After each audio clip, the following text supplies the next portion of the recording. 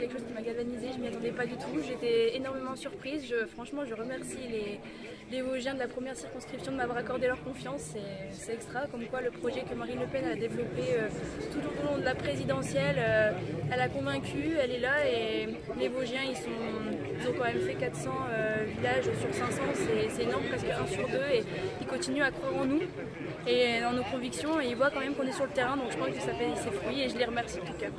Quel est votre programme pour la semaine à venir du coup? Là on va continuer à se mobiliser, on va les boiter, on va être au plus proche des citoyens, vraiment de façon à leur montrer qu'on est là, on est avec la France des oubliés, que moi je suis quelqu'un qui n'est pas de base en politique et que je les comprends et que je serai sur le terrain quoi qu'il arrive.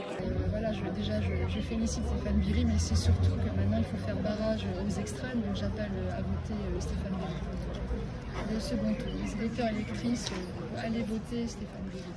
Voilà, et surtout, je souhaite plein succès au gouvernement. Vous voulez donner avec Christophe une majorité efficace au gouvernement, à l'Assemblée nationale. Et maintenant, on souhaite que le gouvernement puisse mettre en œuvre dès le 1er juillet toutes les mesures, notamment qu'on avait évoquées en matière de pouvoir d'achat et surtout l'urgence climatique au niveau de la transition écologique.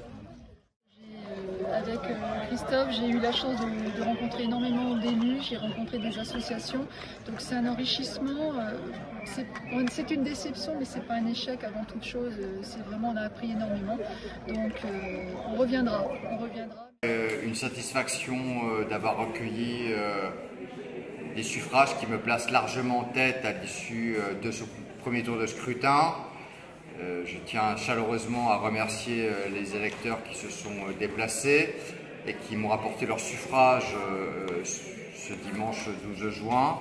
Et je les invite naturellement à confirmer leur choix dimanche prochain parce qu'on n'est qu'à la mi-temps d'un scrutin qui comporte 2 tours. Et mon état d'esprit à cet instant, c'est de rester concentré et humble par rapport à la décision finale des électeurs de cette première circonscription. J'invite toutefois les électeurs et électrices de candidats qui ne se sont pas qualifiés pour le second tour à me rejoindre.